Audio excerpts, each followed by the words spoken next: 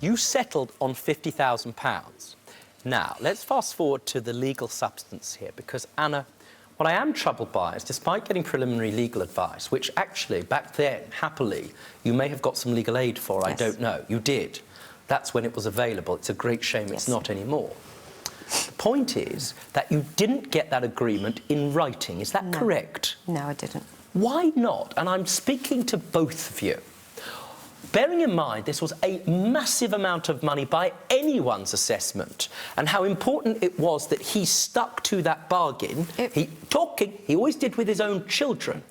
Why not get a consent order agreed by the court and stamped so that in the event that he didn't pay, you would be able to bring him to court with no difficulty, and above all else, you all knew where you stood? Why didn't you do that? Well, we did kind of. One at a time. Sorry, we did kind of have What do you mean, kind of? It's like saying, are you pregnant, madam, kind of? There's a piece of paper which Simon has, which says £50,000, and each time he paid me some money off of it, I would sign it and date it. Thank you very much. Do you have that piece of paper? And I'll let... I also have the paper with 30,000 and 40,000. Let me see. There's one with 30,000 from when it was 30. That's from 30. Take them all. Now, we've got some of these receipts for screen, but just hand me the lot, Michelle. Don't worry, I'll sift through it. Is it OK if I take them all? Thank you. Thank you. Goodness me. Perfect, thank you. That's what you call a modern agreement. You haven't got any serviettes by any stretch of the imagination. No. Arlette, you look like a sensible woman. Dawn, you look like a sensible woman. I'm going to ask the two of you, leaving your friend and your partner aside, do you believe that this is a wise way of conducting the end of a marriage? No. Thank you, madam. I trust you. I agree. Dawn? No. Does this look like a good... No, it's not. No. Like a good idea to you? No. The good news is that there's no disagreement, it seems to me, in the settled sum, which was £50,000, even though it's not a consent order. The problem I have, Anna, is what period did you believe you were going to be paid over? Oh, 5 years max. How do I know it was 5 years max? In other words, you were expecting him to pay you at a rate of £10,000 per year for 5 years.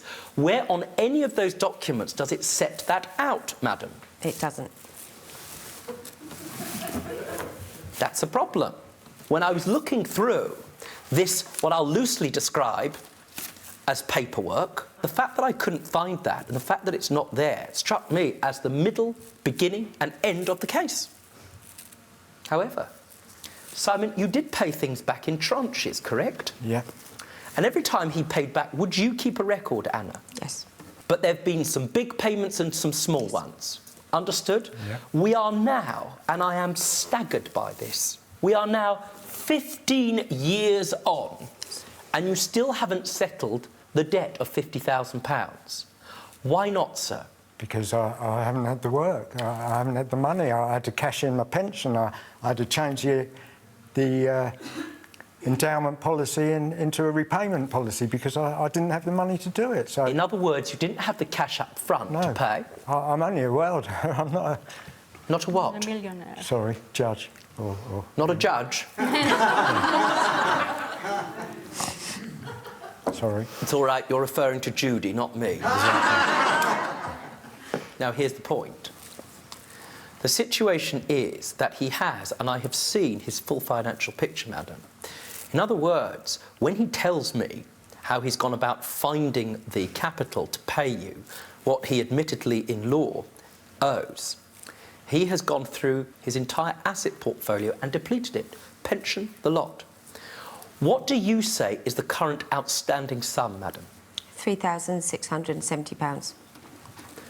Now, here's the good news. You agree that it's £3,670. How would she approach you for money, Simon? With threats. And I have no gas, I have no electric, I have no cigarettes, I can't pay the rent. Am I right that last year, when Anna's life changed considerably, she phoned you asking for money? What am I referring to? When she got married? No. Wait a second. Are you telling me that when you got married and you were moving forward with your life, you phoned him for some of the money for the wedding? Yeah. Some of the money that he owed me, yes. The text. Yeah. And also for Just the divorce. pause. Arlette, did you see that? Yeah. What did you think, madam? I was crazy. I don't understand how things can happen in England because I'm from Belgium. In other words, she didn't take this debt seriously as your second reply. As far as you're concerned, she didn't really care about it. She'd just phone you when she needed money. Exactly. Or Which was text. every Or week. text. Every week? Yeah. And text. And text. Is that correct, Anna?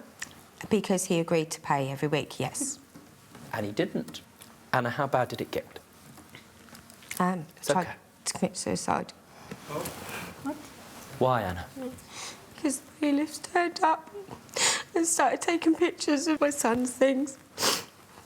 And I asked Simon for the money, or some money, so that I could pay them.